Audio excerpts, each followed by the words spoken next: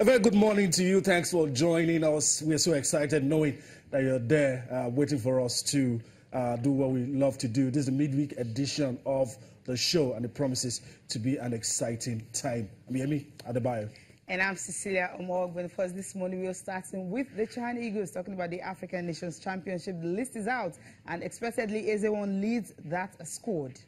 Yep, and so the anticipation, it's over now, and the suspense is done with. We know the 23-man squad that will be representing Nigeria in Morocco, talking about the African Nations Championship, the 2018 edition. All right, let's quickly leave football and go to tennis. Former world #1, Andy Murray, is considering surgery on that troublesome hip. Andy Murray had to pull out of the Brisbane International, and of course his participation in the Australian Open. Huge doubts about his participation in the Australian Open after the organizers revealed yesterday that he pulled out of Brisbane, and now he is considering the option of surgery. So we keep monitoring that and see what happens with former world #1 Andy Murray.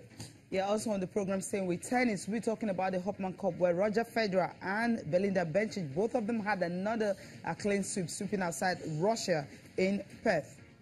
All right, so that's how we'll come back to tennis, but let's cool things off with the NBA, Cecilia. A lot of interesting. Yep. We'll get back. A lot of things to talk about: tennis, the Hopman Cup, the Brisbane International, a lot of things. But we're going to start you off this morning with the NBA. A lot of interesting stories. The Cavs, I mean, as expected, powering on. So let's go through some of the results. No letting off, even during this period. A lot of matches being played in the NBA. Yeah, you have a Damian Lillard actually outdueled Isaiah Thomas in the battle of the all-star guards in this particular game, where you have Thomas scoring 17 points off the bench this season. Of course, he's making his debut for Cavs and helped the Cavs to beat Portland Trail Blazers 127 and 110. Lillard actually had 25 points on the night, but that wasn't just enough.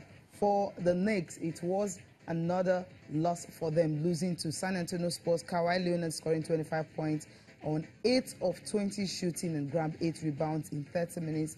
That was how they were able to ensure that, to win over the Spurs 100-91. Then for the Phoenix Suns and the Hawks, it was just by a very slim margin, 1 point victory. Painful way to lose, yeah. For the Suns. That's really very, very painful. It was Devin Booker who scored 34 points. He also sank about 5 free throws in the final 12 and 3 seconds. And that's how Phoenix Suns, getting the consecutive 11 points late in the fourth quarter to steal a victory over visiting Atlanta Hawks. Of course, another one you have to look at is TJ Warren scoring 31 points, 15 of 21 shooting. And of course, Chris had 17 points and 11 rebounds for the Suns.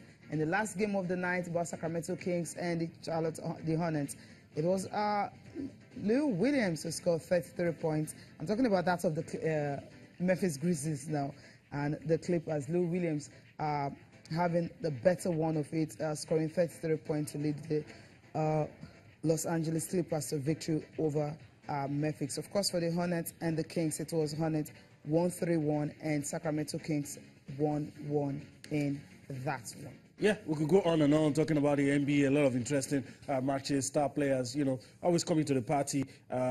We'll do more for you, bring you some of the results. Cecilia already broke it down for you. The top players, doing their thing right there in the NBA. All right, let's go back to the story that's making the rounds now. Andy Murray. You want to feel for the guy. I'm not sure with all the things that we're hearing. We should forget about him being at the Australian Open. And what a bad way to start the year. It is definitely. What a bad way to start the year. It is definitely. Because I remember when he played at that exhibition game and all that, I talked about the fact that he may not have gotten it right, but he feels he will be fit for the Australian Open. He wants to be match fit. He wasn't even talking about, injuries or anything. He just wanted to be match fit. But right now, withdrawing from Brisbane tells you a whole lot. I think that lingering hip issues, that forced him to withdraw from Brisbane, it simply means he's considering surgery now. Might just be the right way out. But when you undergo surgery, it's not like a 1 month or 2 months thing. It's a long layoff. It's going to take a while for him to return. And the fear is the fact that, well, as you said at the beginning of the show, that we might not just see, Andy Murray playing in the Australian Open. That's where everyone wants to see him, to see if he's really back. But if he's able to play at the Australian Open before he undergoes the surgery, it simply means he may not be at his best. Obviously not 90% fit. Yeah, I mean, if you consider what is happening, most of these top guys these days, they have to listen to their body. Yeah. I'm very sure Andy Murray would have loved to be at the Australian Open, but maybe on doctors or medical advice is so they look, if you want a permanent solution to this lingering problem, you have to, go for surgery. And I don't know if he's going to take the short-term option, which is probably use painkillers and all, and go to the Australian Open. I don't know, but I have a feeling, like you said, it's going to take the best way out, which is going to be surgery. And surgery is not what you do 1 month, 2 months. And even after the surgery, there's a rehabilitation process, and you ease yourself back into it. And I'm not a doctor, but that might be 3, 4, 5 months. I mean, look at Novak. Look at how long it was out. You could easily say maybe not the same injury, but anyway, when you hear things like this, it's scary. And for somebody who wanted to, use 2018 to show a lot of tennis fans that it still has a lot to give. Not a good way to start the year.